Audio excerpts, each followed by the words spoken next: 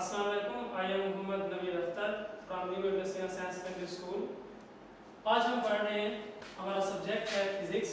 हम पढ़ रहे हैं, टॉपिक है हमारा show that relation between force and momentum. और इसी से रिलेटेड एक और सवाल भी हमारा आता है, show that F is equal to PF minus PI over T।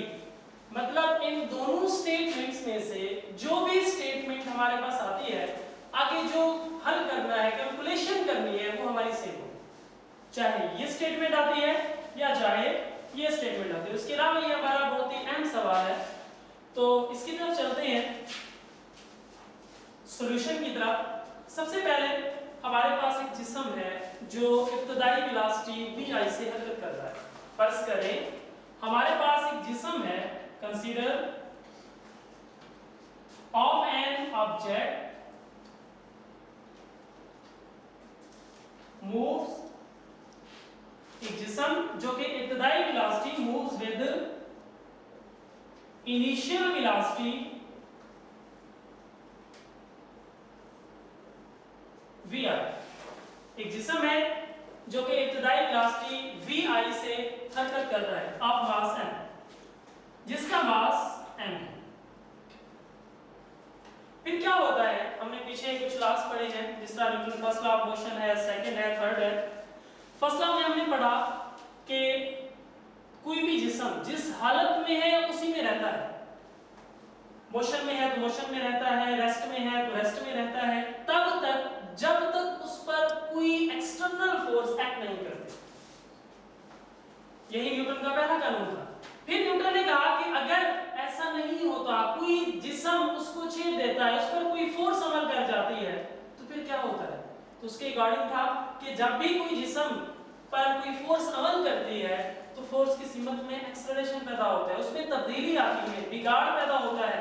तो यहाँ भी कुछ ऐसा ही है कि एक जिस्म जिसका मास m था, जो कि इब्तदाई वेलोसिटी vi से हरकत कर रहा था, तो अचानक एक force, let of force acts on body, produces acceleration।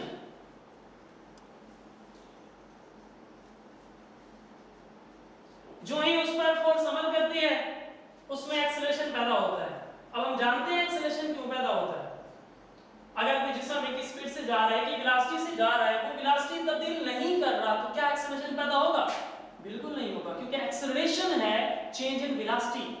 अगर वेलोसिटी तब्दील होती है तब एक्सेलरेशन पैदा होता है, अगर वेलोसिटी तब्दील नहीं होती तो एक्सेलरेशन पैदा नहीं होता।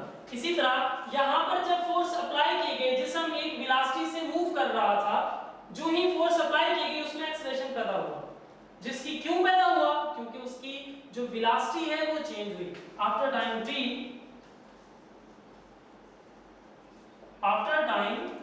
t its velocity become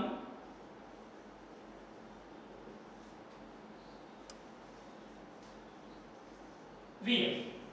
कुछ वक्त t गुजरने के बाद उसकी वेलोसिटी क्या हो जाती है? vf हो जाती है। और इससे पहले हमने एक टॉपिक पढ़ा है मोमेंटम के बारे में। मोमेंटम क्या है? मोमेंटम आप जानते हैं, मोमेंटम डिपेंड करता है दो चीजों पर। नंबर एक उसका मास, जिस्म का। नंबर टू उसकी वेलोसिटी। मोमेंटम है यही चीज कि किसी जिस्म में उसके मास और वेलोसिटी की वजह से मौजूद जो हरकत है उसी को हम मोमेंटम कहते हैं। तो यहाँ भी क्या होता है, मास भी इन्वॉल्व है, वेलोसिटी भी इन्वॉल्व है, तो क्या पैदा होता है? मोमेंटम पैदा होता है। लेट फर्ज करें हमारे पास PI and PF be the momentum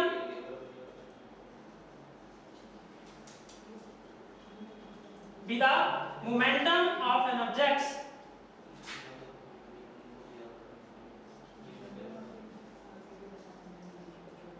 of velocity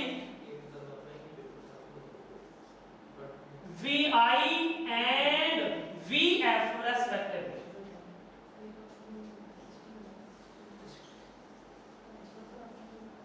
vi and vf respectively। Momentum पैदा होता है PI और PF, किसके लिहाज से? इनिशियल और फाइनल वेलोसिटी vi से। यहाँ तक एक बार रिपीट कर लेते हैं। फर्ज करें हमारे पास पास एक जिस्म है जिसका मास m है, इब्तदाई वेलोसिटी vi से हरकत कर रहा है, एक फोर्स आती है उस पर अप्लाई होती है जिसकी वजह से उस जिस्म में तब्दीली आती है। जो ही तब्दीली आती है उसमें एक्सेलरेशन पैदा हो जाता है, क्योंकि हम जानते हैं एक्सेलरेशन कब पैदा होता है, जब वेलोसिटी तब्दील होती है। तो वेलोसिटी vi से चेंज होकर vf में तब्दील हो गई, और इसी दौरान मोमेंटम भी पैदा हुआ। pi एंड pf मोमेंटम क्यों पैदा होता है? जब किसी जिस्म में उसके मास और वेलोसिटी की वजह से मौजूद जो हरकत आती है, मोशन आती है, उसको मोमेंटम कहते हैं। तो मोमेंटम प्रोड्यूस हुआ इनिशियल वेलोसिटी की वजह से इनिशियल मोमेंटम, और फाइनल वेलोसिटी की वजह से फाइनल मोमेंटम प्रोड्यूस हुआ। अब हम आते हैं इनके मैथमेटिकल स्टेप्स की तरफ।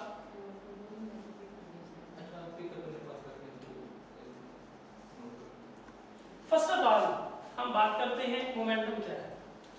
मोमेंटम में मैथमेटिकली हम जानते हैं कि P is equal to m multiply by v, मतलब मोमेंटम है मास और वेलोसिटी का हासिल करना। The product of mass and velocity is called momentum. तो हमारे पास जो वेलोसिटी है वो चेंज है, vi, v वही वेलोसिटी है, i जस्ट उसकी पोजीशन शो कर रही है, उसका नेम शो कर रही है कि वो क्या है, pi is equal to mvi।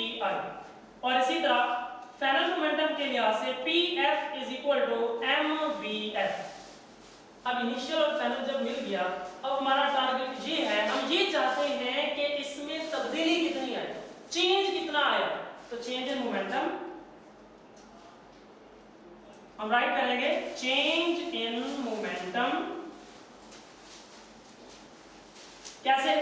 अब चेंज कैसे निकालते हैं आपको पता है, हम हमेशा ज्यादा में से कम को माइनस करते हैं, फाइनल में से इनिशियल को माइनस करते हैं। यहाँ पर हमारे पास फाइनल pf है, इनिशियल pi है, तो इसके according pf minus pi is equal to, pf किसके इक्वल है, mvf, राइट कर दें, माइनस pi किसके इक्वल है, mvi, राइट कर दें,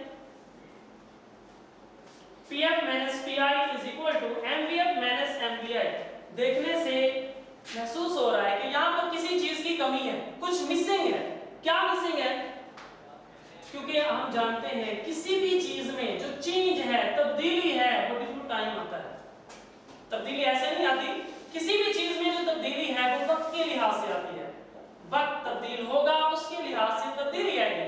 लेकिन यहाँ पर जो चेंजिंग है विदाउट टाइम है, उसमें टाइम जाहिर नहीं किया गया, तो हम शो करेंगे कि इसमें जो तब्दीली है विद रिस्पेक्ट टू टाइम है। तो चेंज इन मोमेंटम,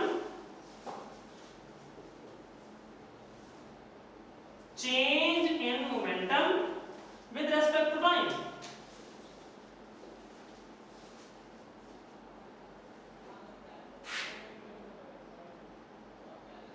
तो क्या होगा, pf minus pi over t is equal to mvf minus mvi over t। समझे या नहीं आई? यहां पर हम t कैसे लाए? क्योंकि जब हमने चेंज इन मोमेंटम राइट किया, pf minus pi is equal to mvf minus mvi, तो हमने यहां चेक किया तो कुछ मिसिंग था। क्यों? क्या मिसिंग था? क्योंकि जब भी तब्दीली किसी चीज में आती है विद रिस्पेक्ट टू टाइम आती है, या तो टाइम इन्वॉल्व नहीं था, ऐसे ही चीज तब्दील हो रही थी, तो हमने शो किया कि change in momentum with respect to time. तो pf minus pi over t is equal to mvf minus mvi over t।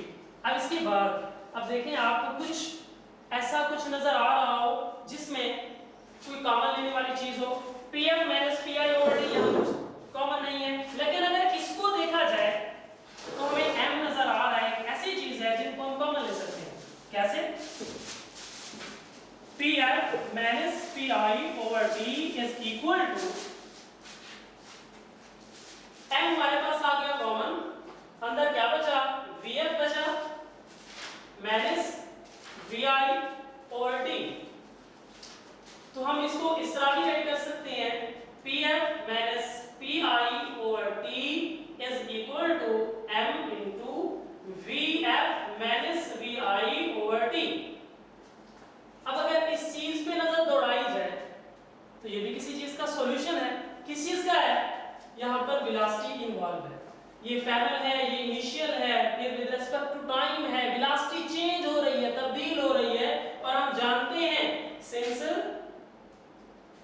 vf minus vi over t change in velocity, change in velocity, so acceleration is produced.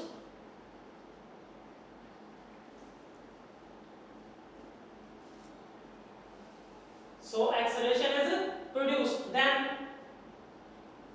ये हमारे पास आ जाएगा pf minus pi over t is equal to ma.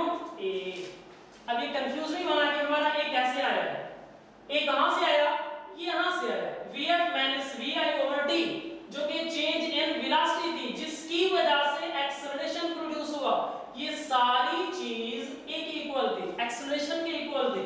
So pf minus pi over t is equal to ma according to Newton's second law of motion.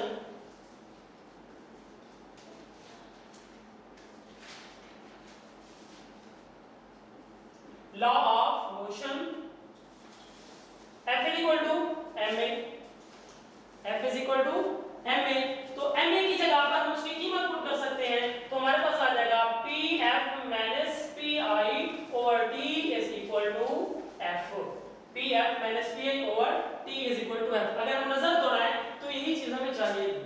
So that f is equal to pf minus pi over t. अब इस फार्मूले को भी आप define कर सकते हैं. इसमें क्या बताया गया है कि when a force acts on a body, it produces acceleration in the direction of the applied force, which is equal to the, ये क्या चीज है, rate of change of momentum.